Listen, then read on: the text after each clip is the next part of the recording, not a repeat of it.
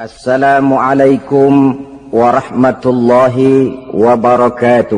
Waalaikumsalam warahmatullahi wabarakatuh. Alhamdulillahilladzi ja'ala ramadhana syahra as-siyama lil mu'minin.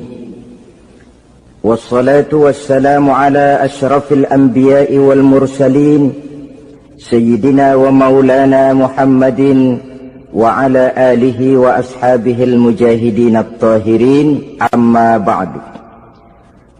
Ma'asyiral muslimin rahimakumullah. Dari jumlah 12 bulan yang ada dalam agama kita, yang dihitung sejak Muharram sampai dengan bulan Zulqa'dah, maka Ramadan mendapat gelar Sayyidus Syuhur. Sayyidus Syuhur artinya raja, penghulu atau tuan dari seluruh bulan. Apa sebabnya maka Ramadan ini dinamakan Sayyidus Syuhur? Sebab yang pertama, Ramadan dipilih oleh Allah menjadi bulan tempat di mana pertama kali diturunkan ayat-ayat suci Al-Quranul Karim. Allah tidak memilih Rabiul Awal, tidak Rajab, tidak pula Sya'ban misalnya, tetapi dipilihnya Ramadan untuk menjadi bulan di mana diturunkan ayat-ayat suci Al-Quranul Karim, seperti yang dijelaskan dalam surah Al-Baqarah ayat 185. A'udzu billahi minasyaitonir rajim. Syahrul Ramadan allazi unzila fihi al-Qur'an hudan linnasi wa bayyinatin minal huda wal furqan. Bulan Ramadan, bulan di mana diturunkan di dalamnya Al-Qur'anul Karim, yang merupakan petunjuk dan jalan menuju petunjuk bagi orang-orang yang beriman. Oleh sebab itu, salah satu bentuk ibadah yang sangat dianjurkan di bulan Ramadan diantaranya ialah memperbanyak membaca ayat-ayat suci Al-Quranul Karim. Yang kedua, Ramadan disebut Sayyidus Syuhur karena di dalamnya ada satu malam yang bobotnya khairun min alfi syahr. Satu malam tetapi lebih baik daripada 1000 bulan. Itu dinamakan dengan Lailatul Qadar. 1000 bulan kira-kira 83 tahun. Nilai ibadah di malam itu lebih baik daripada nilai ibadah 83 tahun. Padahal umur orang sekarang kan jarang yang sampai 83 tahun. Bagaimana ini harus kita pahami? Ma'asyiral muslimin, sejak kita akil balik sampai kepada usia kita yang sekarang ini, kalau kita mau jujur bercermin, rasanya kita harus mengakui banyak dosa dan kesalahan yang pernah kita kerjakan. Kalau kita berbuat dosa selama 40 tahun, kemudian kita bertaubat 20 tahun lamanya, kalau menurut rumus dagang, ini kan belum tertutup. Dosa 40 tahun ditebus dengan taubat 20 tahun. Tapi haruskah dosa tidak terampuni? Allah Subhanahu wa ta'ala Maha Penyayang. Disediakannya malam-malam yang istimewa, yang punya nilai khusus. Seolah-olah Allah berkata, hai manusia, kau tidak perlu putus asa. Bagaimanapun banyak dosa kau lakukan, bagaimanapun banyak kesalahan kau kerjakan, nih, aku sediakan satu malam khairun min alfi syahrin, lebih baik daripada 1000 bulan, yang disebut dengan Lailatul Qadar. Kapan sih Lailatul Qadar itu? Menurut Al-Imamul Ghazali, Lailatul Qadar itu adanya pada 10 hari yang akhir di bulan Ramadan, terutama pada malam-malam ganjil. Malam 21, 23, 25, 27, dan 29. Tapi orang yang ingin menemukan Lailatul Qadar, dia harus sudah berjaga sejak awal Ramadan. Jadi nggak boleh pakai ilmu ngincer. Tahu ilmu ngincer? Tanggal 20 Ramadan nggak terawih, 21 terawih, 22 perek lagi, 23 masuk lagi, 24 nggak ke masjid. Temennya tanya, kenapa nggak ke masjid? Ini kan bukan malam ganjil, nggak turun Lailatul Qadar. Saya kira yang kayak begini dapatnya bukan Lailatul Qadar, boleh jadi Lailatul Qadar. Orang yang ingin menemukan Lailatul Qadar itu, dia harus berjaga-jaga sejak awal Ramadan. Inilah di antara tugas kita, memanfaatkan waktu-waktu yang punya nilai istimewa.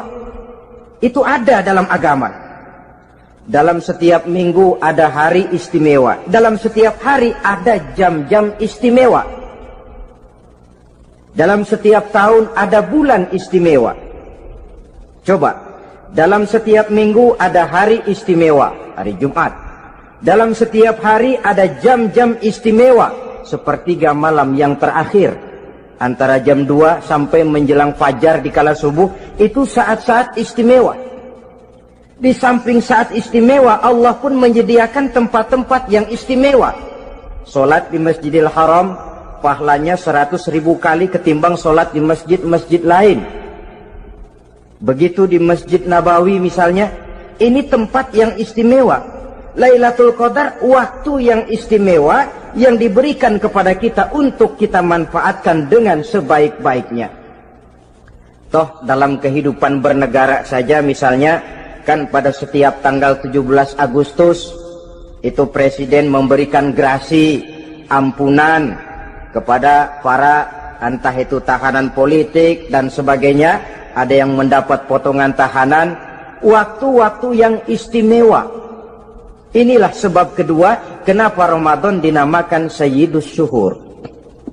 Sebab yang ketiga, Ramadan disebut Sayyidus Syuhur karena di dalamnya nilai kebajikan berlipat ganda adanya. Satu hadis menjelaskan, "Lau ta'lamu ummati ma fi Ramadan, latamannau an takuna as-sanatu kullaha Ramadan." Andai kata umatku tahu keistimewaan apa yang ada di dalam bulan suci Ramadan, niscaya mereka ingin agar sepanjang tahun isinya Ramadan saja.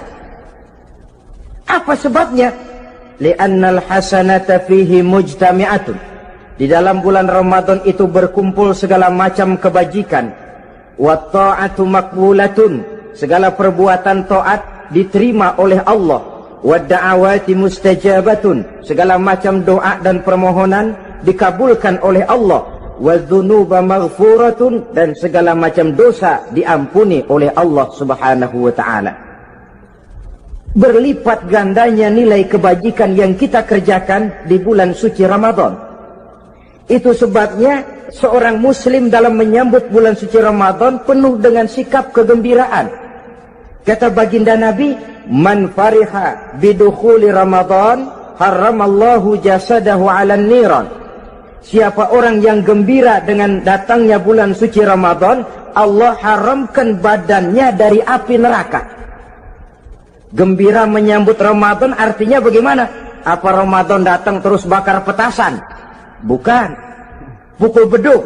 Bukan. Apa gunanya pukul beduk kalau nggak puasa? Apa gunanya bakar mercon kalau tidak melaksanakan ibadah di bulan suci Ramadan? Gembira menyambut datangnya Ramadan dalam arti mempersiapkan diri untuk melaksanakan ibadah dengan sebaik-baiknya di bulan suci Ramadan ini. Ma'asyiral muslimin rahimakumullah. Yang terakhir, kenapa Ramadan disebut Sayyidus Syuhur? Karena di dalam bulan suci Ramadan ada perintah melaksanakan ibadah puasa.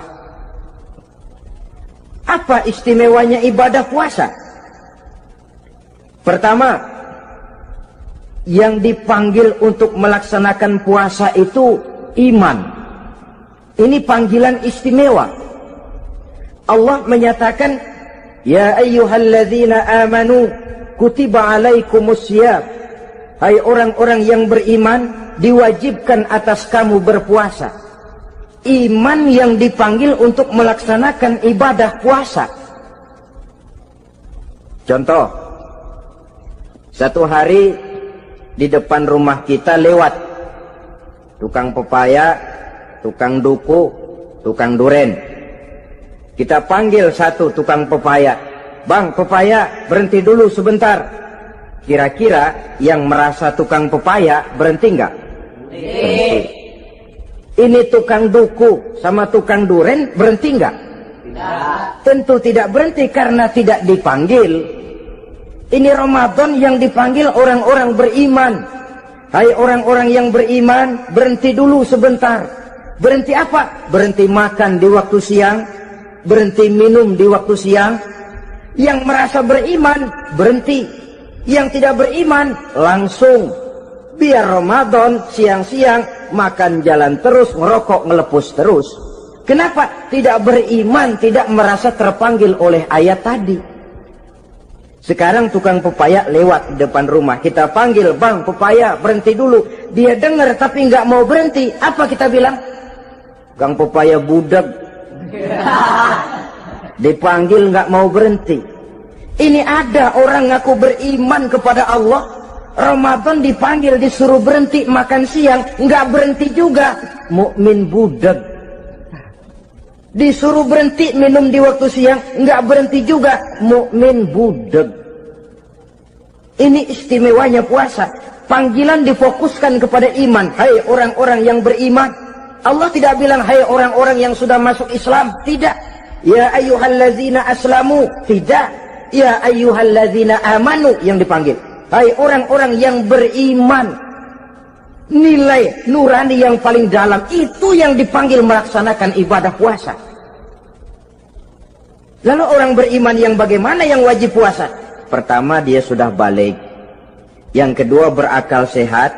Yang ketiga, dia mampu berpuasa. Orang beriman macam ini, balik, berakal sehat, mampu melaksanakan puasa.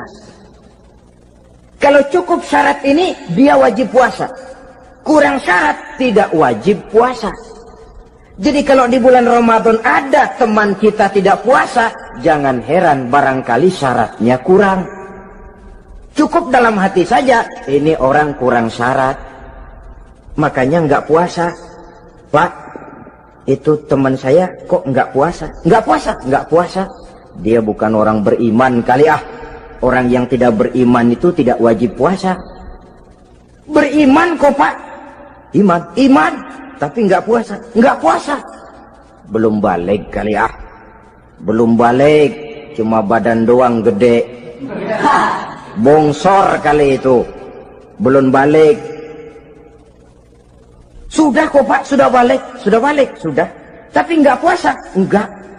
Gila kali dia ah. Gila kali, sebab orang yang tidak berakal itu tidak wajib puasa. Waras Pak, dia tidak gila. Tidak. Barangkali dia tidak mampu melaksanakan puasa karena terkena uzur syar'i. Ini keistimewaan puasa yang pertama, yang dipanggil melaksanakannya iman. Keistimewaan yang kedua, oleh karena yang dipanggil iman, maka puasa dinamakan ibadah sirriyah, ibadah rahasia. Kalau kita sembahyang, orang lihat kan? Lihat enggak? Lihat. Kita bayar zakat, orang tahu. Kita pergi haji, apalagi pergi haji, sekampung nganterin. Tapi kita puasa atau tidak puasa, yang tahu kan cuma kita dan Allah saja. Pura-pura sedekah, nggak bisa. Pura-pura sholat, ketahuan. Gerakannya mesti canggung. Pura-pura pergi haji, kemana perginya? Tapi pura-pura puasa, gampang. Namanya ibadah sirriyah. Bulan puasa jam 8 pagi makan. Keluar rumah bibir lap yang kering. Jalan lemesin dikit. Ada angin belaga miring. Temennya tanya, "Lu lemes amat, gue lagi puasa nih." Orang lain bisa dibohongi. Sebab puasa memang merupakan ibadah sirriyah yang tahu cuma kita dan Allah saja. Karena dia ibadah rahasia, puasa ini sulit terkena penyakit riya. Ibadah yang lain karena kelihatan orang, gampang kena penyakit riya, to show only. Sholat karena kelihatan orang, gampang kena penyakit riya. Karena saya jadi imam, misalnya di belakang saya lihat ada mertua, wah saya bikinlah sembahyang saya mantap-mantap, pakai serban, pakai siwak, bahasanya saya paseh-pasehin kayak orang 16 tahun di Mekah. Wah, usolli warwal maghribi salasa raka'atin Allahu Akbar. Surahnya saya cari yang panjang-panjang, paling pendek Sabbihis sama Wadduha. Akibat apa itu? Riya, di belakang ada calon mertua. Tapi kalau sholat sendirian dalam kamar, boro-boro pakai serban dan siwak, kadang-kadang kaos kutang saja cukup. Surahnya jangan Sabbihis sampai Wadduha, langganannya Inna A'toinakal Kautsar sama Qul Huwallahu Ahad. Karena sholat terlihat orang, mudah kena penyakit riya. Sedekah pun begitu. Mulanya niatnya cuma mau sedekah 5.000, karena ada orang yang disedekahani naik 10.000, yang 5.000 sudah karena orang. Jadi ibadah yang lain itu mudah terkena riya, tapi juga mudah dinilai orang. Kita bisa saja bilang, itu orang sholatnya khusyuk ya. Kenapa? Kelihatan dari gerakannya. Itu orang hajinya mabrur ya. Kenapa? Kelihatan dari tingkah lakunya setelah pulang haji. Itu orang sedekahnya berani ya. Kenapa? Ketahuan dari jumlahnya. Ibadah yang lain bisa dinilai, tapi puasa nggak bisa dinilai. Itu orang puasanya mantap bener ya. Kenapa? Beludah melulu. Itu bukan ukuran. Itulah sebabnya dia dinamakan ibadah sirriyah, ibadah yang abstrak, yang tahu cuma si pelaksana dan Allah saja. Ini keistimewaan puasa yang kedua. Yang ketiga, saudara-saudara, kalau ibadah-ibadah yang lain, ganjaran pahalanya itu dijelaskan oleh Allah. Sedekah kalau ikhlas pahalanya begini, haji kalau mabrur pahalanya ini, sembahyang berjamaah pahalanya ini. Untuk puasa tidak. Puasa Allah cuma bilang as-siyamu li wa ana ajzi bihi. Puasa adalah untukku, aku yang akan membalasnya. Berapa besar balasannya tidak dijelaskan oleh Allah. Apa artinya ini? Kalau saudara kerja, mandor bilang, sampean kerja sama saya, gaji satu hari 5.000. Ketahuan kan, sehari 5.000. Kita bisa kong-kalingkong, ada mandor rajin, nggak ada mandor kendor.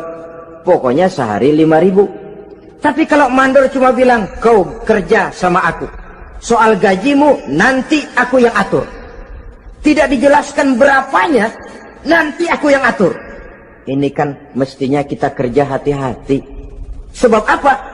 Mungkin gaji kita lebih besar dari jumlah 5.000 kalau kerjaan memuaskan. Mungkin tidak digaji sama sekali kalau kerjaan berantakan.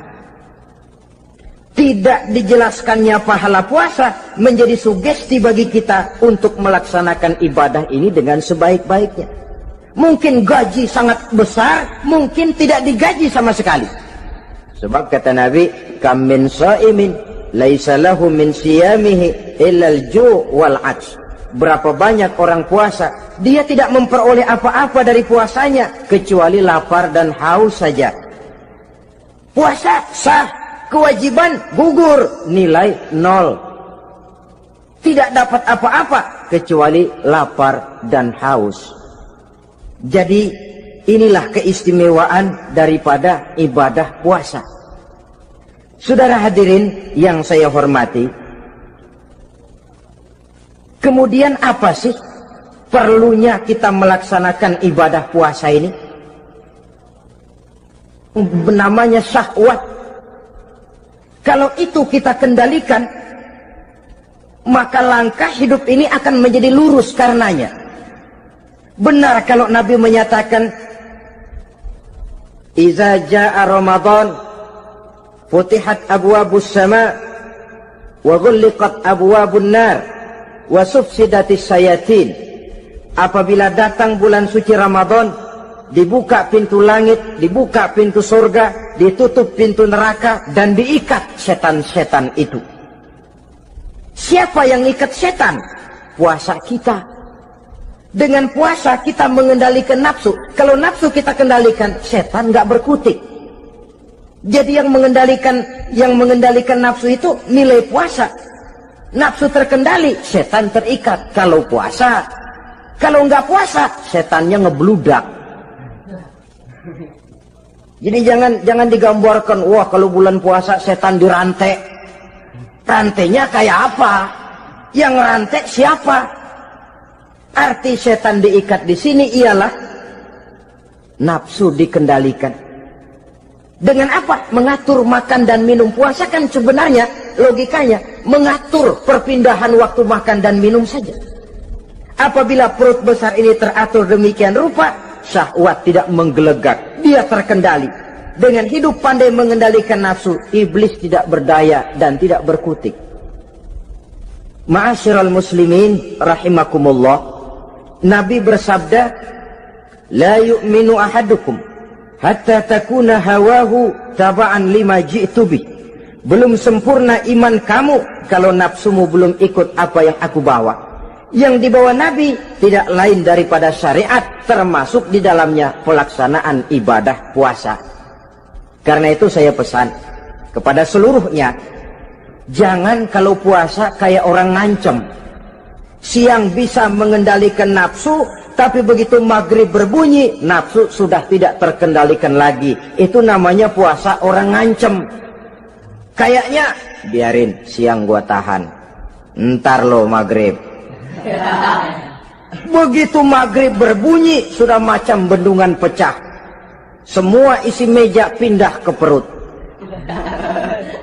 Akhirnya, kalau siang dia setengah mati kelaparan, habis buka setengah mati kekenyangan. Dua-duanya jelek. Kalau sudah kekenyangan, yang enak kan ngukur balik. Tidur. Maghrib liwat, isya out, trawek boten. Temennya nyamper ke masjid yuk trawek duluan deh, gua kenyang bener nih. Kenyang. Berbuka itu yang bagus pakai etik ya, etika buka itu.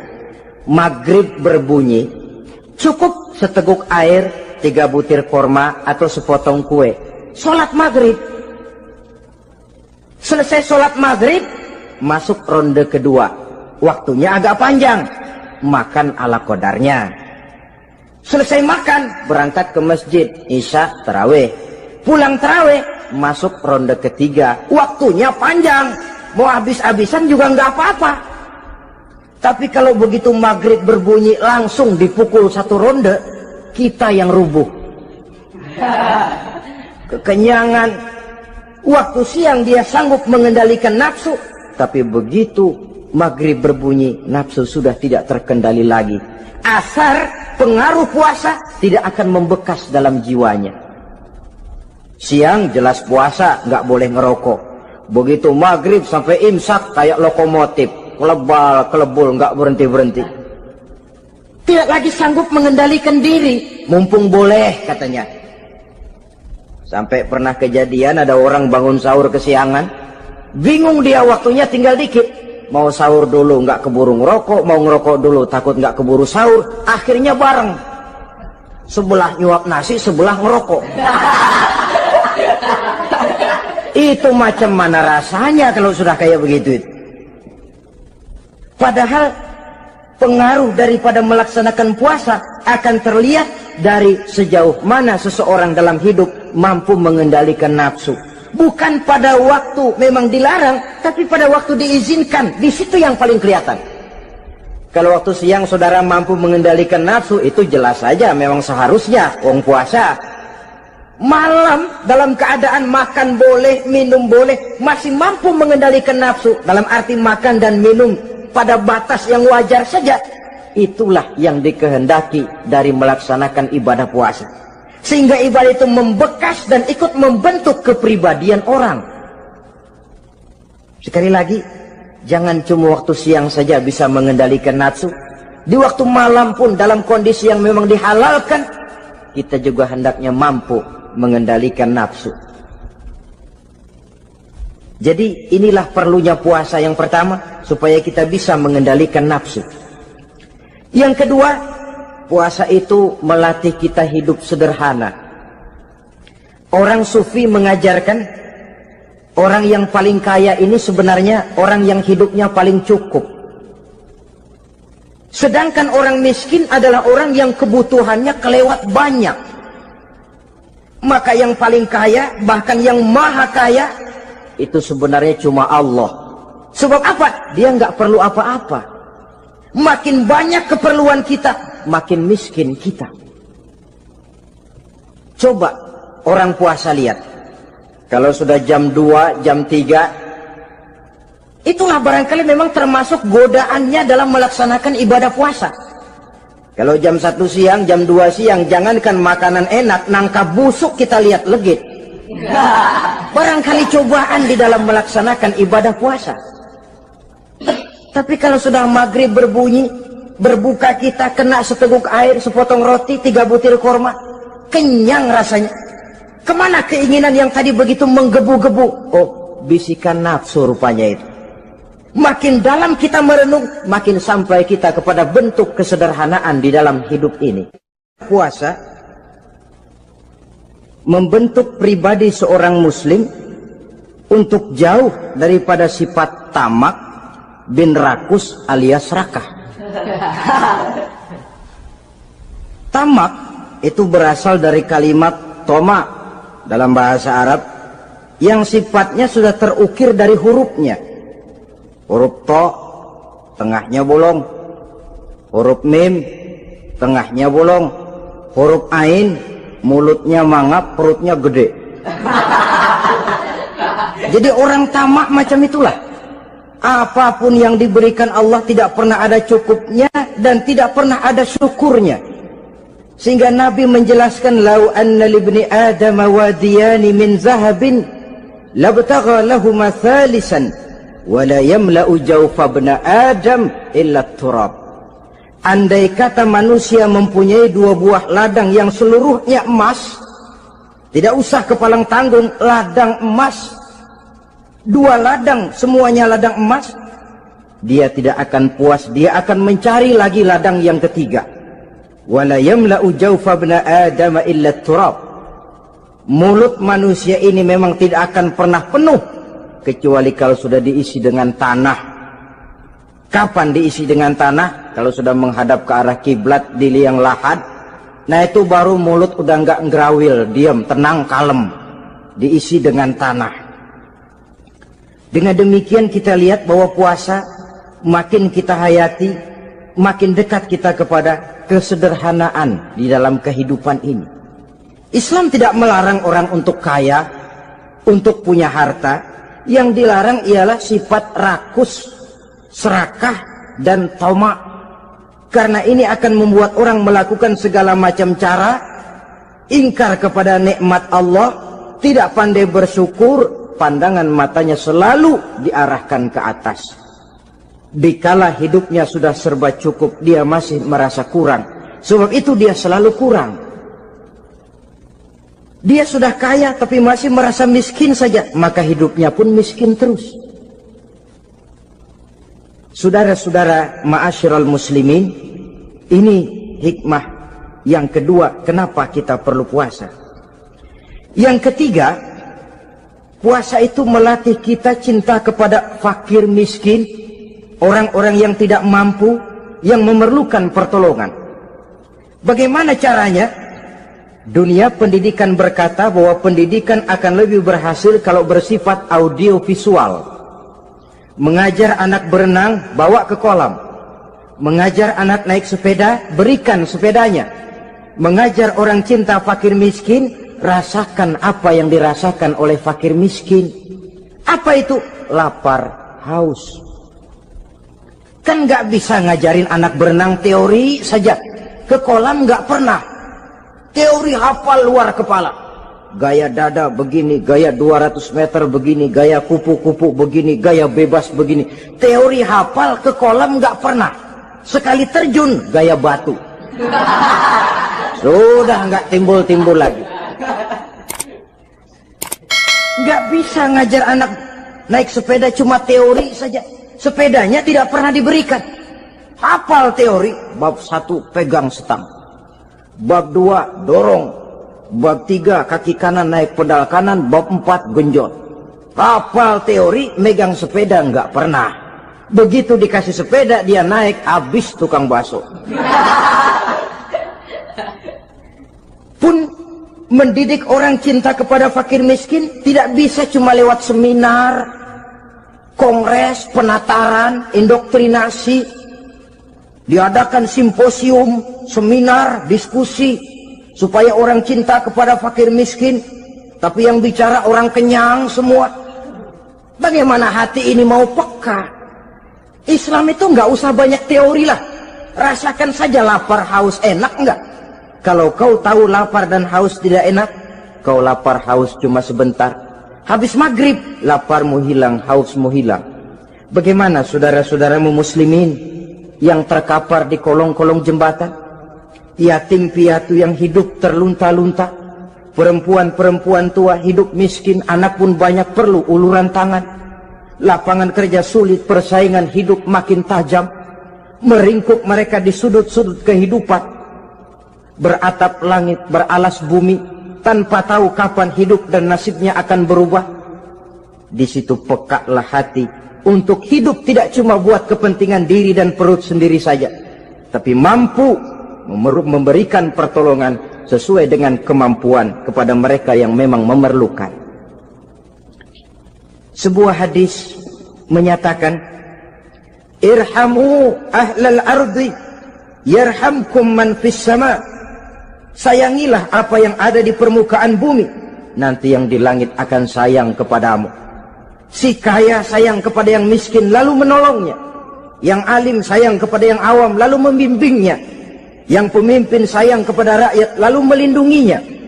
Yang di langit akan sayang kepada kita, akan turun rahmah berlimpah, akan tercipta keberkahan dan ketenangan dalam hidup. Tapi kalau sebaliknya, yang kaya malah nyantap yang miskin, yang pemimpin malah menggilas yang rakyat, yang alim malah membodoh-bodohi orang yang memang sudah bodoh, akan terwujudlah malapetaka. Bukan rahmah yang turun dari langit, tapi azab akan menimpa kita semua. Orang yang menghayati lapar, menghayati haus, akan timbul kepekaan sosial. Hidup tidak cuma untuk diri sendiri saja, tapi mampu melihat lingkungannya. Yang keempat, kita perlu puasa untuk menumbuhkan sifat jujur dan disiplin. Coba lihat, kalau tengah hari bulan puasa, andai kata saudara masuk ke dalam kamar seorang diri, saudara kunci dari luar, lalu saudara makan, tidak seorang pun tahu. Tapi kenapa itu tidak kita lakukan? Ada semacam perasaan malu. Malu kepada Allah. Iya, orang lain tidak tahu. Iya, manusia bisa saya bohongi, tapi Allah. Atau umpamanya waktu sholat zuhur, saudara sholat zuhur di masjid, umpama ketika ngambil air wudhu, giliran ke kemur, saudara korupsi dikit aja, telan. Yang Nabi sumu tasihhu, berpuasalah kamu, badanmu akan sehat. Sebab apa? Saya katakan tadi, semua energi dihasilkan dari perut besar sini. Itu makanan yang kita makan, mulai dari keju sampai singkong, mulai dari hamburger sampai combro, masuk perut besar, digiling, lalu ditransfer ke seluruh tubuh oleh perut besar ini. Mekanisme kerjanya persis pabrik besar yang kalau kita hayati, Allahu Akbar, Fatabarakallah ahsanul khaliqin. Ini tangan supaya kuat kerja perlu vitamin apa? Kirim ke tangan. Mata supaya awas perlu vitamin apa? Kirim ke mata. Bibir supaya nggak pecah perlu vitamin apa? Kirim ke bibir. Oleh perut besar ditransfer ke seluruh tubuh. Sisanya yang nggak perlu keluar jalan belakang. Kalau perut besar ini terus-menerus bekerja, ibarat mesin diporsir, dia akan cepat rusak. Maka datang bulan Ramadan, perut besar itu jangan terlalu diporsir. Diberikan tenggang waktu istirahat. Sehingga Nabi memberikan jaminan sumu tasihhu, berpuasalah kamu, pasti kamu akan sehat. Buktinya, orang mati kelaparan banyak, tapi yang mati karena puasa, kalau puasanya betul, nggak ada. Maka Islam itu agama yang sesuai dengan fitrah ya. Buktinya apa? Puasa wisol itu bukan saja tidak boleh, tapi haram. Puasa wisol artinya puasa nyambung. Dari pagi sampai maghrib, sampai malam, sampai besok pagi lagi terus-terusan puasa, haram. Karena itu bertentangan dengan fitrah. Islam tidak cukup dari waktu imsak sampai datang waktu maghrib. Kenapa? Menurut perhitungan itu sesuai dengan daya kemampuan maksimal manusia. Sudah diukur itu. Allah yang bikin manusia kok. Jadi kalau Allah perintah puasa, itu sudah dalam kemampuan daya tampung dari kapasitas yang dimiliki manusia. Orang mati kelaparan banyak, yang mati karena puasa nggak ada. Belum pernah saya dengar ada warta berita, sari berita-berita penting dalam siaran ini, gara-gara bulan puasa orang Islam pada mati. Nggak ada. Yang mati kelaparan banyak, tapi yang mati karena puasa tidak ada. Nabi menjamin sumu tasihhu, berpuasalah kamu, pasti badanmu akan sehat. Ma'asyiral muslimin, kalau sudah tahu kita apa perlunya kita berpuasa, pembicaraan akan saya lanjutkan bagaimana seharusnya kita puasa. Puasa yang ideal itu yang bagaimana? Al-Imamul Ghazali menjelaskan, orang yang puasa itu ada 3 macam. Pertama, saumul awam, puasanya orang kebanyakan. Orang macam ini merasa sudah puasa asal tidak makan, tidak minum, puasa sudah. Pokoknya tidak makan, tidak minum, itulah puasa. Ini puasanya orang awam.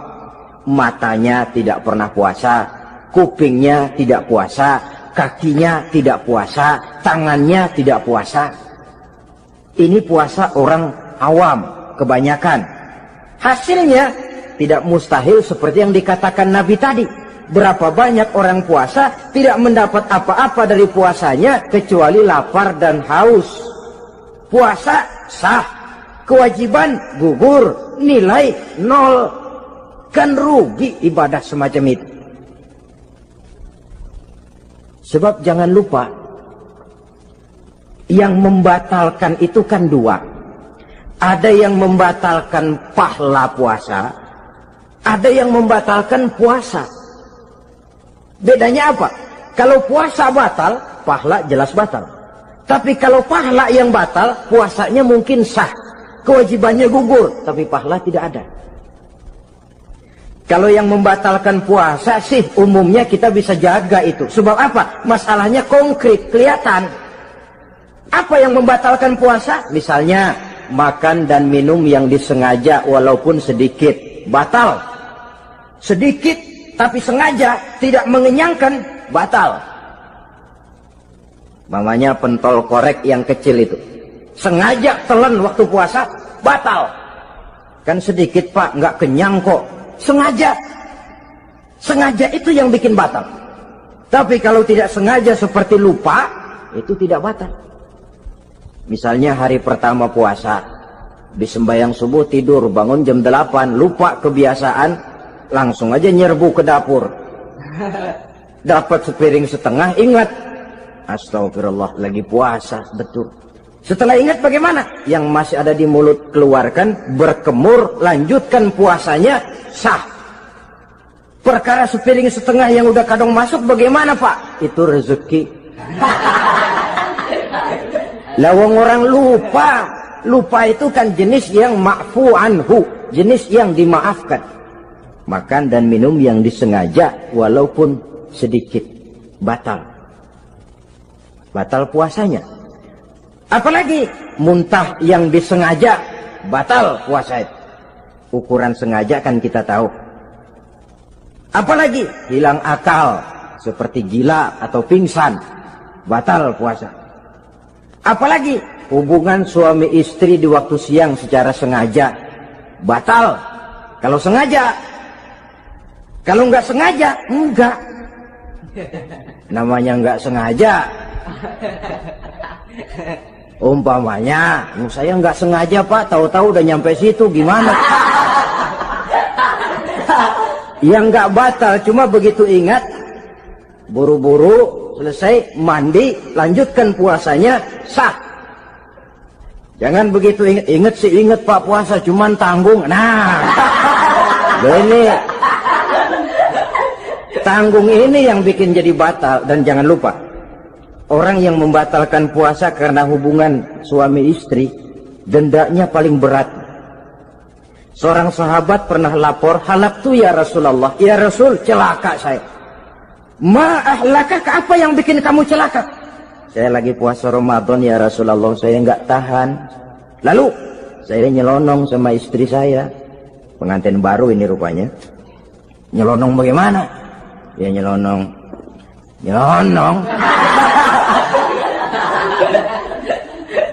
Melanggar dia, tapi jujur, lapor.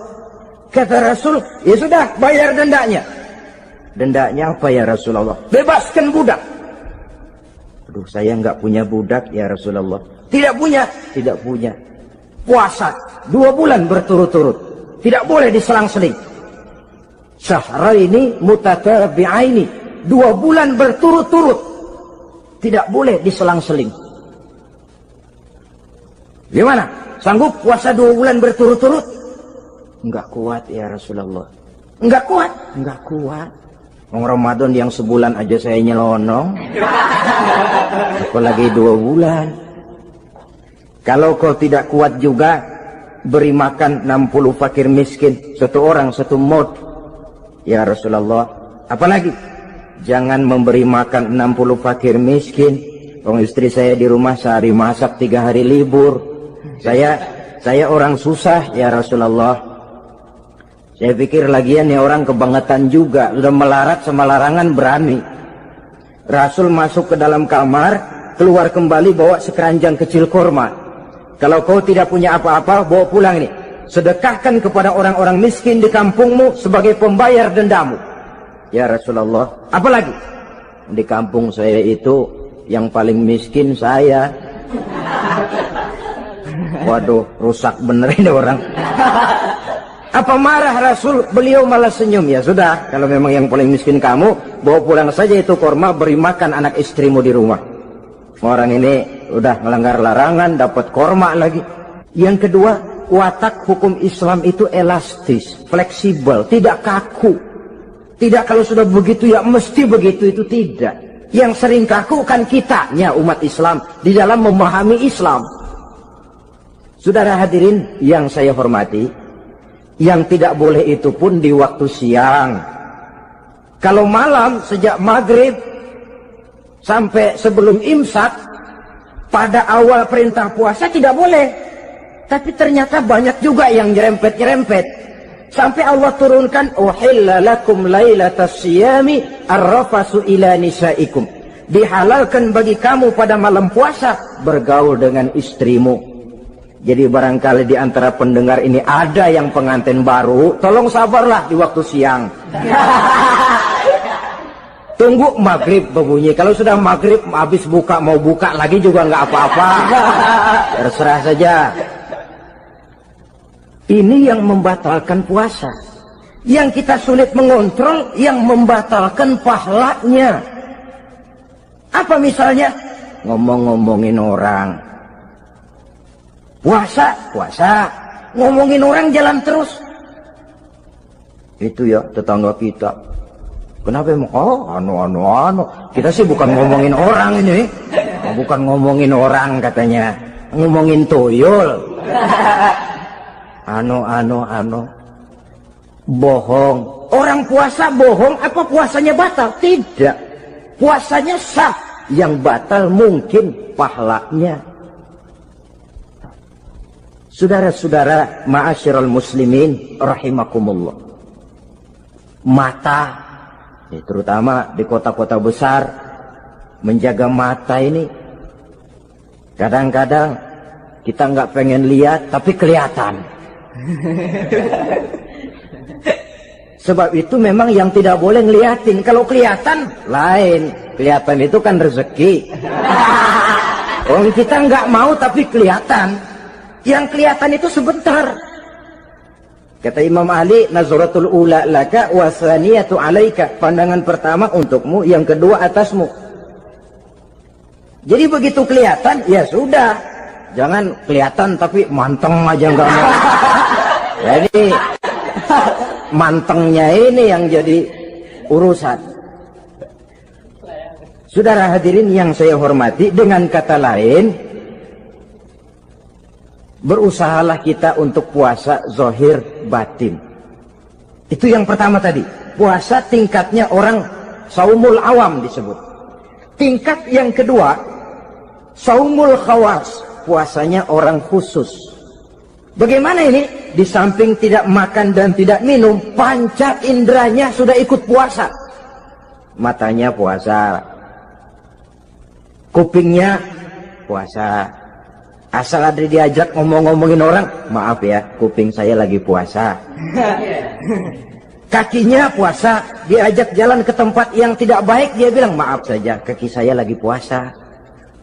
Diajak nyolong, maaf, tangan saya lagi puasa. Tidak cuma sekedar tidak makan dan tidak minum, panca inderanya sudah ikut puasa. Sekurang-kurangnya, seperti inilah puasa kita. Zahir, batin. Nah, yang tertinggi disebut saumu khawasil khawas. Puasa orang khusus yang lebih khusus lagi. Ini sudah the first class ini. Puasanya orang VIP. Bagaimana puasanya orang ini? Di samping tidak makan dan tidak minum, puasa panca inderanya, hatinya juga sudah ikut puasa dari seluruh keinginan yang selain Allah. Wah, ini kelas tinggi. Orang yang puasa macam ini, andai kata jam 3 sore dia berpikir, ntar sore buka pakai apa ya? Dia menganggap batal pahalanya. Kenapa? Masih mikirin makanan. Kalau kita kan bukan cuma mikirin, ngancem. Waduh, jam 5 di meja udah buderek es kopior, kelapa muda, cendol. Apa yang mau diminum lebih dulu? Tingkat yang tertinggi ini, hatinya juga puasa dari semua keinginan yang selain Allah. Idealnya, sekurang-kurangnya kita puasa zahir batin. Zahirnya menahan diri dari yang membatalkan puasa, batinnya mencegah diri dari yang membatalkan pahala puasa kita itu. Ma'asyiral muslimin rahimakumullah. Bagian sepertiga yang pertama, tanggal 1 sampai 10 Ramadan, masa turunnya rahmah, turunnya kasih sayang Allah. Kalau istilah sepak bola, tanggal 1 sampai 10 Ramadan ini disebut babak semifinal, babak penyisihan. Sepak bola itu kalau baru tingkat babak penyisihan, pesertanya banyak, seluruh kesebelasan turun bertanding, babak penyisihan. Ramadan tanggal 1 sampai 10 babak penyisihan, putaran pertama. Pasaran puasa rame, masjid musola full house, meledak, tidak sanggup menampung jamaah yang tarawih itu, yang tadarus meriah. Kenapa? Maklum babak penyisihan, seluruh kesebelasan turun bertanding. Tanggal 1 sampai tanggal 10 Ramadan. Bila itu selesai, selesailah putaran pertama, masuk putaran kedua. Sepertiga yang kedua, tanggal 10 sampai 20 Ramadan, masa maghfirah, masa turunan dari Allah. masuk babak semifinal. Sepak bola itu kalau sudah babak semifinal itu kan sudah banyak kesebelasan yang masuk kotak. Maka 10 Ramadan ke atas pasaran puasa mulai menurun. Yang nggak puasa mulai nekat. Yang tadarus sudah mulai sayup-sayup sampai. Sementara barisan orang sembahyang taraweh di masjid mulai mengalami kemajuan dengan pesatnya. Barisannya makin maju ke depan. Maklum, tidak semua kesebelasan tangguh. Ada yang sejak bertanding sudah berhitung. Kita sih bakalan yang lain ada. Karena ikut-ikutan teman, karena malu sama mertua, rajin terawih. Karena nganterin, rajin terawih. Bayangnya paling belakang berdua lagi. Malah ngeledek begitu imam waladolin, dia di belakang nyaut asik.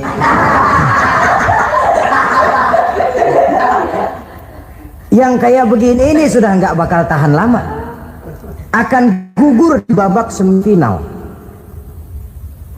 Puncaknya putaran terakhir tanggal 20 sampai akhir Ramadan, masa itkun minan nar, masa pembebasan dari api neraka. Masuk babak final. Kalau sudah babak final, ya pesertanya nggak banyak sudah. Ramadan tanggal 20 ke atas babak final, pesertanya nggak banyak. Sebab apa? 20 Ramadan ke atas pikiran orang sudah bercabang itu. Yang punya kampung sudah siap-siap mau pulang mudik. Lebaran di buat kampung, puasa kayak enggak, yang penting pokoknya lebaran. Yang pegawai negeri gajinya kecil, anaknya banyak, palanya ngebet. Yang belum punya sepatu, belum punya baju, macam-macam problem sehingga konsentrasi ibadah menurun. Padahal Nabi sangat menganjurkan tingkatkan ibadah la siyama fi asril awakhir, lebih-lebih pada hari 10 yang akhir, tanggal 20 sampai akhir Ramadan. Di situ dianjurkan memperbanyak ibadah, i'tikaf, tarawih, tadarus Quran, bersedekah. Amalan-amalan sunnah yang sangat dianjurkan di bulan suci Ramadan ini. Nah, mereka yang keluar sebagai finalis Ramadan, Allah Subhanahu wa ta'ala berkenan memberikan piagam penghargaan. Di atas piagam itu tertulis dengan nyata, ghufira lahu ma taqaddama min zambihi. Pemegang piagam ini dinyatakan keluar sebagai finalis Ramadan. Kepadanya diberikan penghargaan dengan jaminan ampun terhadap seluruh dosa yang pernah dia kerjakan. Sehingga dia keluar Ramadan, masuk 1 Syawal seperti bayi baru dilahirkan oleh ibunya. Bersih tanpa dosa karena sudah dibersihkan oleh ibadah Ramadan. Sehingga masuk Syawal, dia rayakan Idul Fitri, dia pantas mengucapkan minal aidin wal faizin. Minal aidin artinya semoga kita termasuk orang yang kembali. Kembali kemana? Kembali kepada fitrah. Seperti bayi baru dilahirkan oleh ibunya, tidak punya dosa kepada Allah karena sudah dibersihkan oleh ibadah Ramadan. Ini orang yang finalis, puasanya betul, tarawihnya betul, pantas mengucapkan minal aidin. Dan kalau tarawih cuma 2 malam, puasa 3 hari, Lebaran paling rajin, mas minal aidin ya, minal aidin. Nggak tahu diri lo, minal aidin dari mana? Saudara hadirin, dosa kepada Allah bersih oleh ibadah Ramadan. Tinggal dosa kepada sesama manusia berhalal bihalal di hari raya Idul Fitri.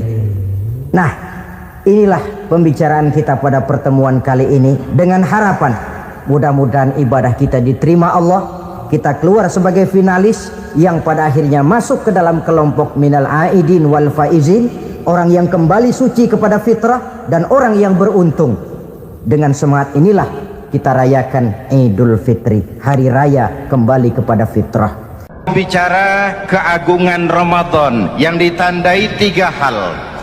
Pertama, Ramadan dipilih oleh Allah menjadi bulan tempat di mana pertama kali diturunkan Al-Quranul Karim, kitab suci kita, imam kita, pedoman utama dalam melaksanakan berbagai kegiatan hidup. Pertama, ia berisi akidah yang tujuannya menyelamatkan manusia dari ketergantungan kepada benda, menyelamatkan manusia dari kemusyrikan, baik syirik yang jali maupun syirik yang khafi. Syirik jali itu syirik terang-terangan, nyata-nyata menyembah berhala, nyata-nyata meyakini Tuhan lebih dari satu. Kalau gitu insya Allah kita aman. Tapi ada syirik khafi, syirik yang tersembunyi, menjadikan yang selain Allah sebagai tujuan akhir dari seluruh kegiatan hidup. Itu syirik khafi. Saya sejak pakai cincin ini rezeki lancar. Cincin. Saya sejak pakai gesper ini, jangan anak gadis, nenek-nenek ngelihat saya lemes. Gesper. Ini sejak ada perkutut di rumah ini, bisnis bagus. Perkutut. Kalau komputer lebih kita kagumi dari Allah, itulah berhala kita. Kalau pangkat lebih kita utamakan dari Allah, itulah berhala kita. Kalau ilmu lebih kita kagumi daripada Allah, itulah berhala kita. Quran membebaskan manusia dari ketergantungan kepada benda, membersihkan keyakinan, meluruskan tauhid dengan konsep akidah. Lalu sisi yang kedua, syariat untuk mengatur kehidupan sesama manusia. Selama ini kalau mendengar syariat, yang terbayang oleh kita kan yang serem-serem, dan memang diopinikan sedemikian rupa. Padahal watak syariat itu pertama, al-musawat bainan nas fi takalifil ahkam. Ini watak syariat Islam. Semua manusia sama dalam berhadapan dengan hukum Allah. Semua manusia sama. Bukankah ini yang kita perjuangkan dengan tuntutan keadilan? Supaya di Republik ini jangan ada warga negara kelas 1. Supaya di Republik ini jangan ada yang kebal hukum. Supaya di Republik ini hukum jangan seperti pisau, tajam ke bawah tapi tumpul ke atas. Syariat mengajarkan al-musawat bainan nas fi takalifil ahkam. Semua manusia sama dalam berhadapan dengan hukum Allah. Ketika mengajarkan orang beramal, Rasulullah kepada putri kesayangan beliau sendiri berkata, "I'mali ya Fatimah, i'mali fa inni la ughni anki minallahi syai'a."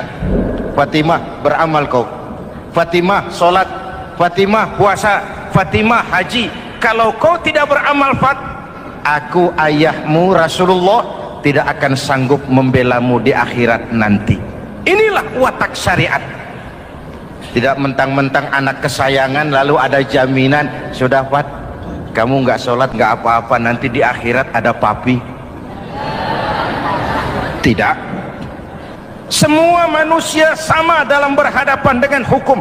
Andai kata Fatimah putri Muhammad mencuri, tidak usah orang lain, Muhammad sendiri yang akan memotong tangannya. Bukankah keadilan macam ini yang kita harapkan? Cuma sayang, selama ini banyak kita mengenal Islam seperti orang buta kenal gajah. Ada 3 orang buta dilepas ke kebun binatang, disuruh kenal gajah. Saya yakin laporannya lain-lain. Orang buta pertama bilang, "Pak, gajah tipis lebar kayak kipas." Kenapa? Dia baru pegang telinganya. Orang buta kedua ngotot, "Goblok itu Pak."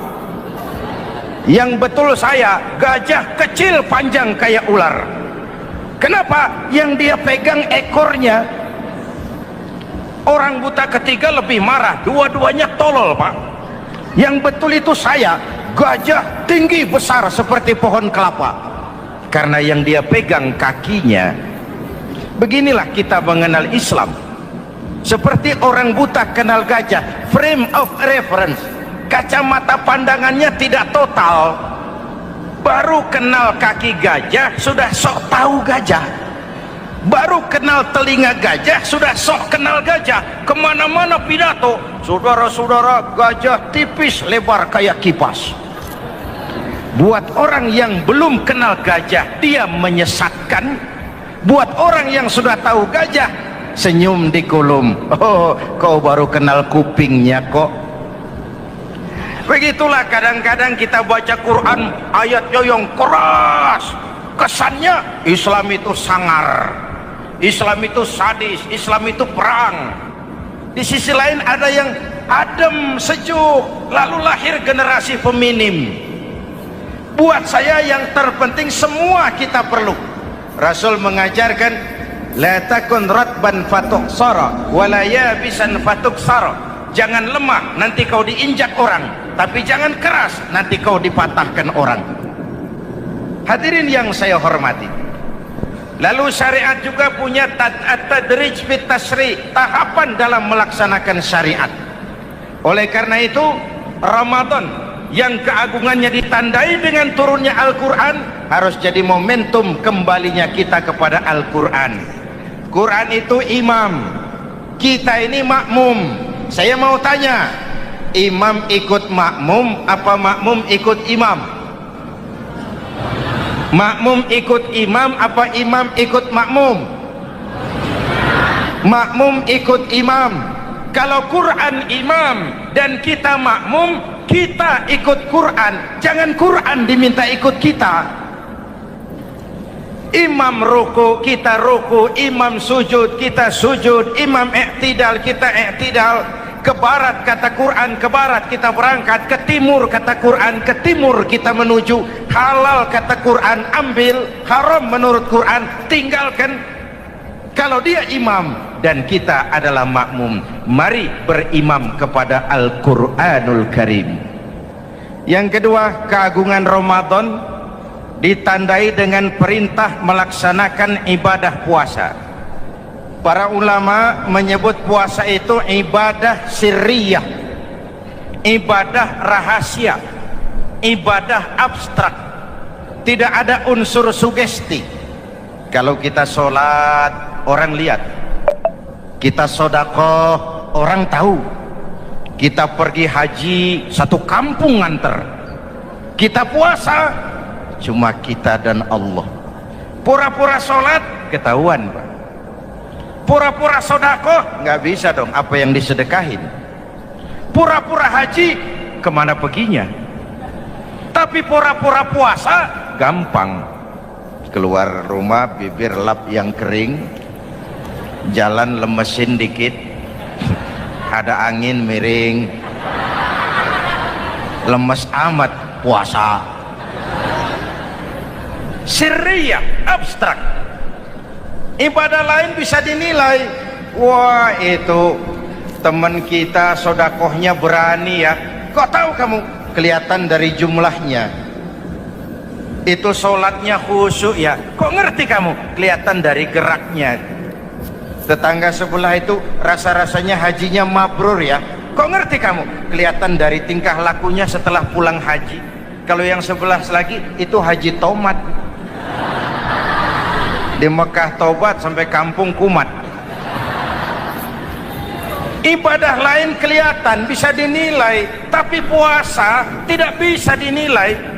Belum pernah saya dengar orang bilang, teman kita puasanya mantap betul ya. Kok tahu kamu? Beludah terus. Nggak ada hubungannya. Oleh karena puasa ibadah sirri, ibadah abstrak, maka yang terbentuk dari ibadah ini pertama keikhlasan. Ini sikap hidup yang paling penting. Orang lain mau puji atau tidak bukan soal, orang lain mau dengar atau tidak bukan soal. Ini urusan saya dengan Allah. Dari ibadah sirri seperti ini terbentuk keikhlasan, dan itu penting. Ikhlas. Saya menyantuni yatim bukan karena disorot TV, bukan karena masuk majalah, bukan karena dimuat koran, karena Allah. berpakaian ikhlas. Saya berpakaian ini karena perintah Allah menutup aurat, bukan karena tuntutan Ramadan. Kalau cuma tuntutan Ramadan, Ramadan saja bagus busana muslim, selesai Ramadan kembali pusar merajalela. Menerima jabatan ikhlas, ini amanah dari Allah.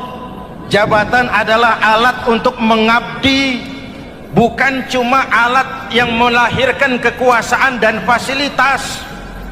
Kalau kekuasaan dianggap sebagai fasilitas dan kekuasaan, maka yang lahir tentu akhirnya maling-maling baru, yang lahir rampok-rampok baru, yang dikuras ya harta negara.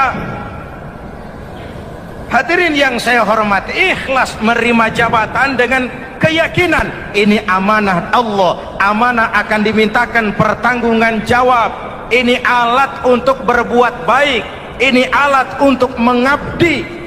Kalau cuma digambarkan kekuasaan jabatan sebagai kekuasaan dan fasilitas, itu yang lalu banyak melahirkan rampok-rampok baru. Betul? Iya, kalau jabatan kan gajiannya jelas.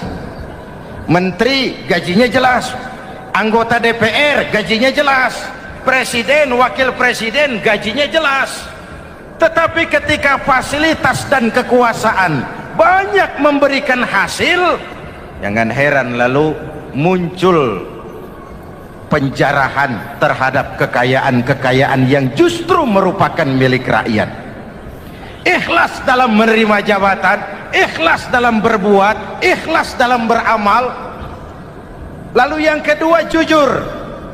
Tadi siang saudara sholat zuhur apa tidak? Sholat. Yang sholat? Ya enggak. Sebelum sholat zuhur kan saudara berwudu. Waktu berwudu kan saudara berkemur, memasukkan air ke mulut. Umpama waktu berkemur saudara korupsi, dikit saja airnya saudara minum, jangankan hansip, jangankan satpam, jangankan polisi, teman sebelah pun tidak tahu kalau waktu berkemur kita korupsi. Kenapa kita tidak mau melakukan itu? Ada rasa malu kepada Allah. Alangkah positifnya kalau ini diterjemahkan dalam kehidupan. Sekarang kan kita berpikirnya Allah ditekan. Kamu korupsi ya? Iya, Tuhan kan tahu. Biarin, Tuhan mah tahu, nggak ribut. Nggak ribut katanya. Tapi kalau 3 orang saja tahu, geger kantor. Bayangin, Tuhan aja ditekan, Tuhan diintimidasi, apalagi orang lain. Lahir etika otonom, daya kontrol yang paling ampuh yang muncul dari dalam jiwa kita sendiri. Sabahu ahadun au qatalahu falyaqul inni shaim, inni shaim. Kalau ada orang mencaci maki dia, bahkan mengajak dia berkelahi yang menurut ukuran dia mesti menang, tapi karena puasa, maaf, saya bukan gak berani sama kamu, saya sedang puasa. Kalau mau berkelahi juga ntar aja habis buka, segeran dikit berantemnya. Ini shaim, maaf saya sedang berpuasa. Itu merupakan benteng.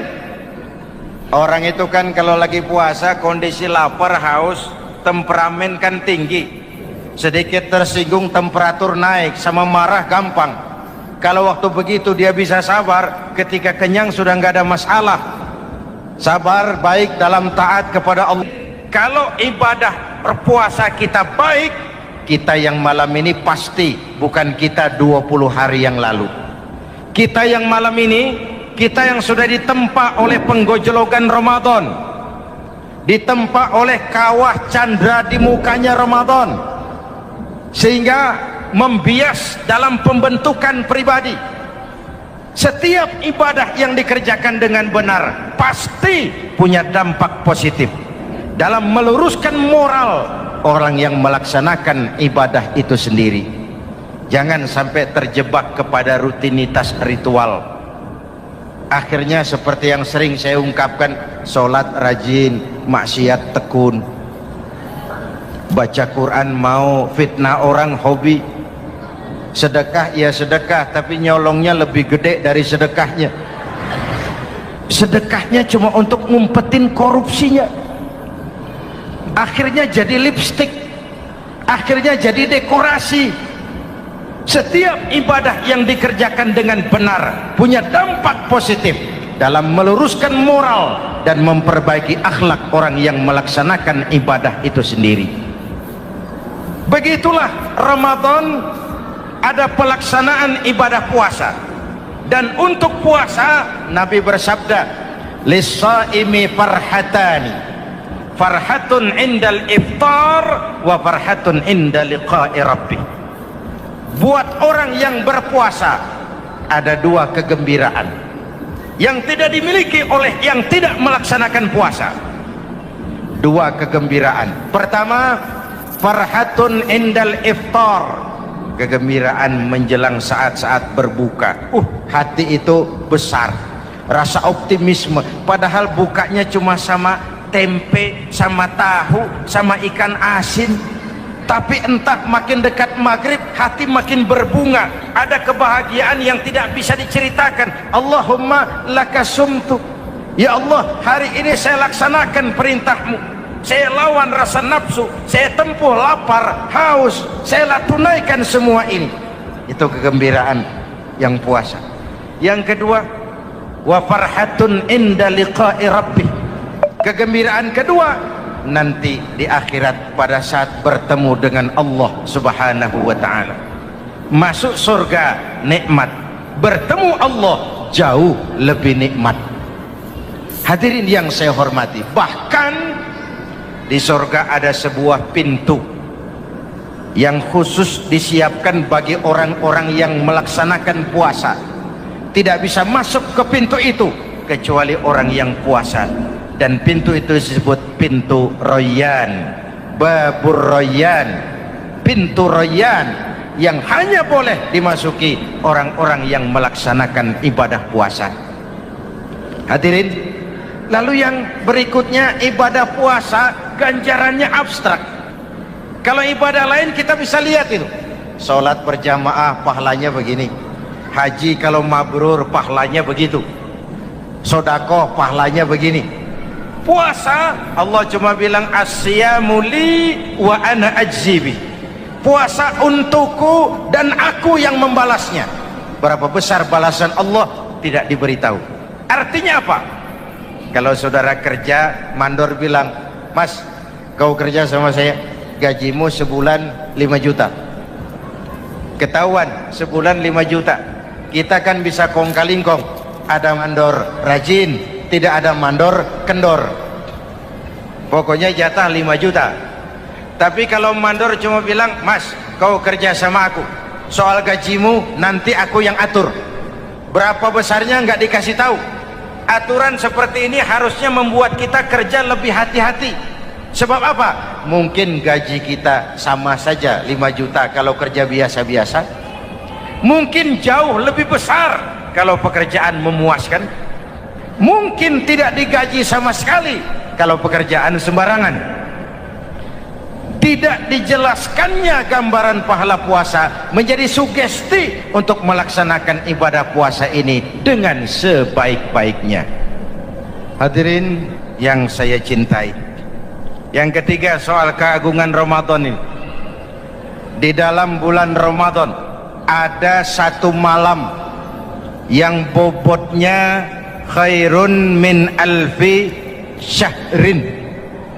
Satu malam tapi lebih baik daripada 1000 bulan, yang kita kenal dengan malam Qadar atau Lailatul Qadar.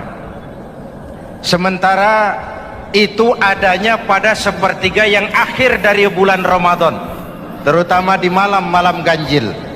Di negeri kita lihat terjadi pergeseran nilai. Awal-awal Ramadan, minggu pertama pasar sepi, masjid ramai, full house, meledak. Betul? Padahal Rasul memberikan contoh, kalau sudah masuk sepertiga yang akhir Ramadan, beliau sing-singkan lengan baju, hamparkan sajadah, lebih banyak di masjid daripada di rumah. Itu baginda Rasul. Sing-singkan lengan baju, hamparkan sajadah, lebih banyak di masjid daripada di rumah. Hadirin yang saya hormati, di situ makna meraih kemenangan. Karena itu lebaran lain dengan Idul Fitri. Lebaran siapa saja boleh ikutan, tapi Idul Fitri milik orang yang melaksanakan ibadah Ramadan dengan baik. Nah, saya kembali kepada Lailatul Qadar. Semua kita, kecil atau besar, sengaja atau tidak, khilaf atau terpaksa, pasti punya yang namanya dosa. Di sini semua yang hadir nih, include saya, apa ada yang tidak punya dosa? Ayo, jujur. Apa ada di antara kita di sini yang nggak punya salah? Apa ada yang nggak punya dosa? Setiap kita, kecil, besar, sedikit, banyak, terlupa, terpaksa, pasti punya salah. Sekarang kalau mau hitung dagang, kita diberi umur 65, 40 tahun penuh dosa, lalu taubat 25 tahun. Menurut neraca hukum dagang belum seimbang. Dosa 40 tahun ditebus taubat 25 tahun menurut neraca hukum dagang. Untung Allah tidak dagang-dagangan kepada kita. Di Ramadan ini Allah ngobrol pahala. Di Ramadan ini Allah membuka pintu rahmah yang seluas-luasnya. Sampai-sampai ada hadis kursi, lau amiltumul khataya hatta mala'atis sama thumma nadimtum fataballahu alaikum. Kalaupun kamu berbuat dosa, penuh langit dengan dosamu, kemudian kamu menyesal dan bertaubat, Allah pasti akan menerima taubatmu. Hadirin yang saya hormati, inilah momentum Ramadan, saat dimana kita melakukan pemutihan diri. Masih ingat cerita dalam kitab Durratun Nasihin? Saya ulang lagi cerita ini untuk sugesti. Ada buajingan tengik pernah membunuh 99 orang. Satu saat hidayah datang kepadanya, terniat ingin bertaubat.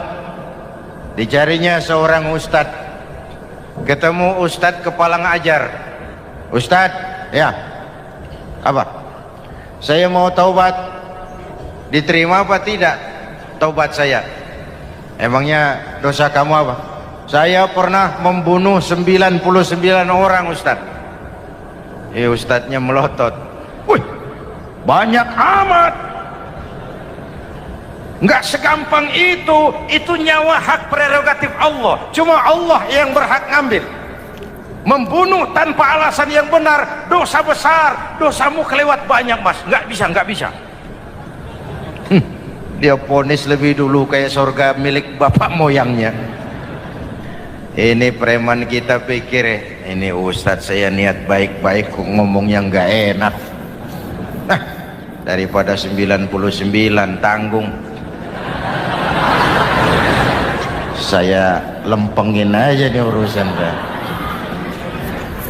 Dibabat lagi ustadz, tamat, selesai, pas, cepet. Niat taubatnya masih terus. Dia mengembara sampai ketemu seorang ustadz yang bijak. Waalaikumsalam ustadz. Assalam. Ada apa?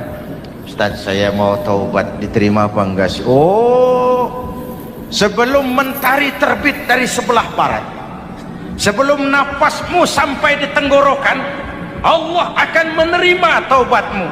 Boleh jadi dosamu besar, tapi ampunan Allah lebih besar dari dosamu. Begitu Ustadz. Iya. Cuman ngomong-ngomong dosamu apa sih?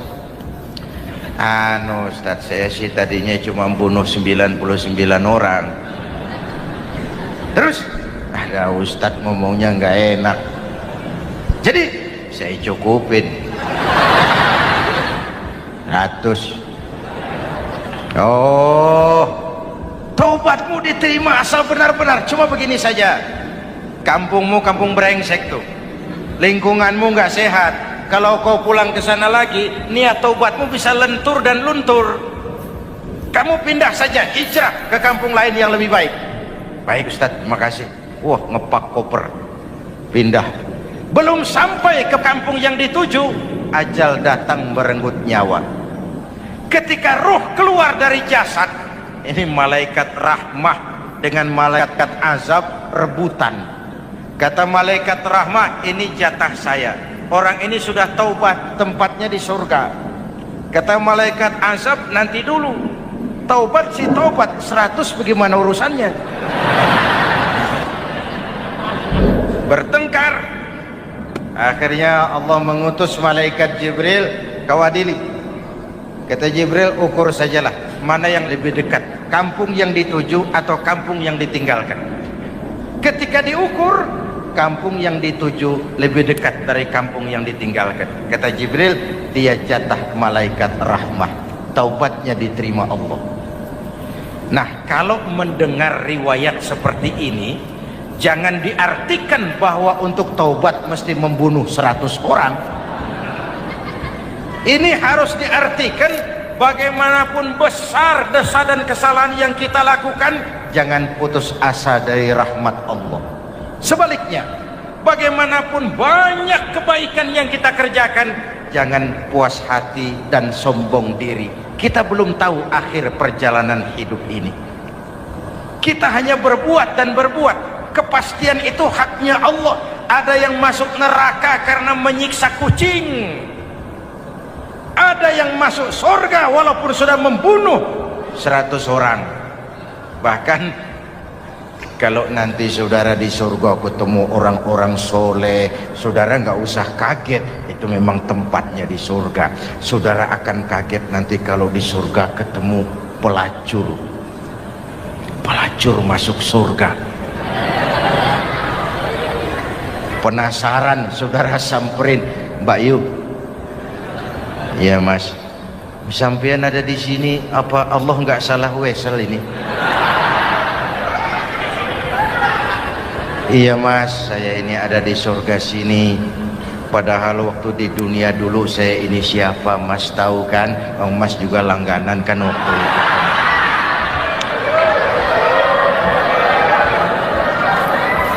Tapi terus terang saja Mas, waktu di dunia itu saya terpaksa betul.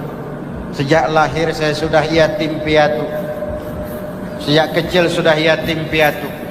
Ada tetangga saya muslim sedikit kaya, tapi pelitnya 17 setan. Akhirnya demi tuntutan perut saya merantau ke kota besar. Ada yang nolong, katanya kerjanya ringan, uangnya lumayan. Apa? Yaitu demi sesuap nasi saya lakoni. Satu malam saya lagi berangkat dagang, lewat masjid Baitul Ihsan, ada ceramah.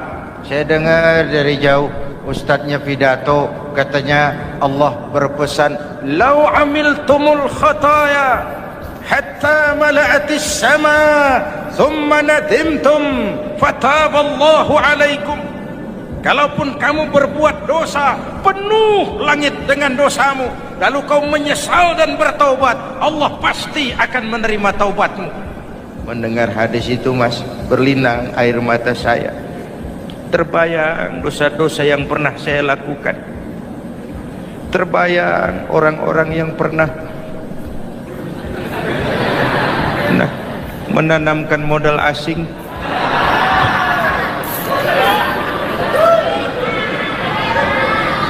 Dikala itu hidayah datang, saya niat taubat pulang kampung Mas, mudik.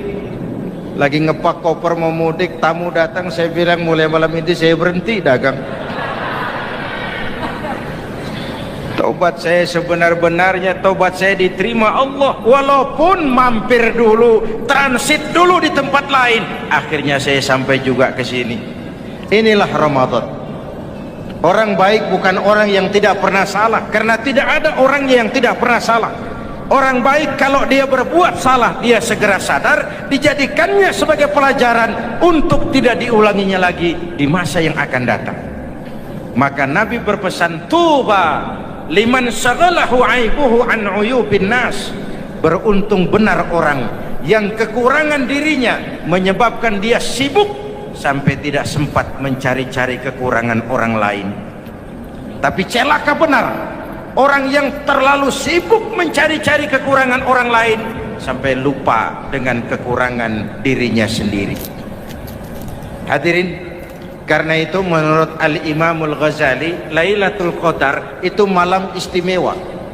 Adanya pada sepertiga yang akhir di malam-malam ganjil, 21, 23, 25, 27, 29. Tetapi yang ingin mendapatkan Lailatul Qadar harus berjaga-jaga sejak awal Ramadan. Nggak bisa pakai ilmu ngancem. Wah, ini 21 malam nih, nggak keluar-keluar dari masjid. 22 libur, 23 absen lagi. Nggak bisa seperti itu. Ingin mendapatkan Lailatul Qadar harus berjaga-jaga sejak awal Ramadan. 1000 bulan kira-kira 83 tahun. Rata-rata umur orang sekarang kita ini jarang yang sampai 83. Jarang. Kalau menyontoh Rasul, jatah kita 63. Hadirin yang saya hormati, sehingga dikatakan itulah fasilitas yang diberikan Allah kepada umat Muhammad ini. Walaupun umurnya relatif pendek, tapi amaliyahnya tidak kalah dengan umat zaman dulu. Benar, Nabi Nuh umurnya 950 tahun. Ibadah umatnya berarti panjang, tetapi mereka tidak ada Lailatul Qadarnya. Benar, Nabi Adam umurnya panjang, 2000 tahun, umatnya rata-rata sekian, tetapi tidak ada nilai tambah yang diberikan Allah kepada mereka. Kita umat Muhammad ini umur relatif pendek. Kalau nyontoh Nabi 63 tahun, betul. Tapi bayangkan, ada Lailatul Qadar yang nilainya khairun min alfi syahrin, lebih baik daripada 1000 bulan, dan 1000 bulan 83 tahun. Kalau 10 tahun berturut-turut memanfaatkan Lailatul Qadar, maka artinya umur kita sudah sama dengan umur umat Nabi Nuh alaihi salam. Kualitas ibadahnya yang saya maksud. Tugas kita memanfaatkan peluang-peluang seperti ini dan mengisinya dengan berbagai kegiatan-kegiatan ibadah. Mumpung Allah menyediakan itu buat kita bersama. Tahun depan nggak ada jaminan kita ketemu Ramadan lagi. Karena itu mumpung senyampang ini diberikan kesempatan memasuki minggu-minggu 10 yang terakhir dari Ramadan, sing-singkan lengan baju, hamparkan sajadah, dan berusaha lebih banyak di masjid daripada di rumah. Hadirin yang saya hormati, dari pembicaraan singkat yang saya sampaikan, Ramadan menjadi agung oleh karena 3 hal. Pertama, ia dipilih menjadi bulan tempat di mana pertama kali diturunkan ayat-ayat suci Al-Quran. Karenanya Ramadan disebut juga sebagai Syahrul Quran, bulan Al-Quran. Karenanya Ramadan juga kita lebih intens memasuki kehidupan Al-Quran sebagai makmum dan kita sebagai imam. Jika Quran adalah imam dan kita adalah makmum, maka konsekuensinya makmum harus ikut imam, bukan imam yang ikut makmum. Yang kedua, keagungan Ramadan ditandai dengan pelaksanaan ibadah puasa. Setiap ibadah yang dikerjakan dengan benar pasti punya dampak dalam memperbaiki moral meluruskan akhlak orang yang melaksanakan ibadah itu sendiri. Maka bulan suci Ramadan menjadilah kawah candra di muka, menjadi bulan training, bulan latihan.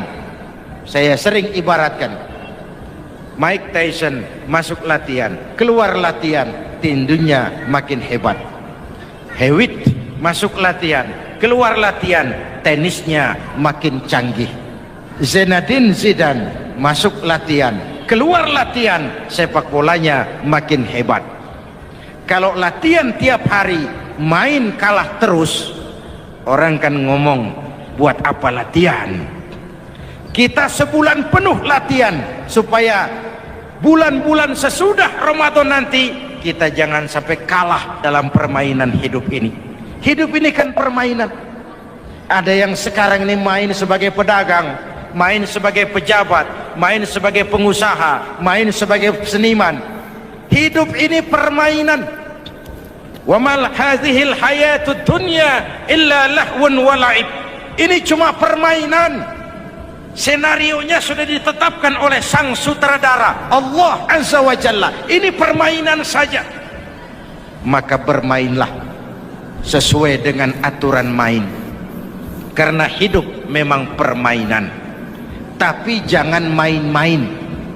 Walaupun ini permainan, bermainlah dengan benar. Jangan main-main. Kalau main-main, kalah. Sepak bola permainan, main-main, kalah.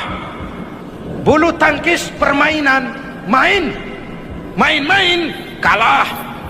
Hidup ini permainan, main dengan benar, main sesuai dengan aturan main, main-main, kalah.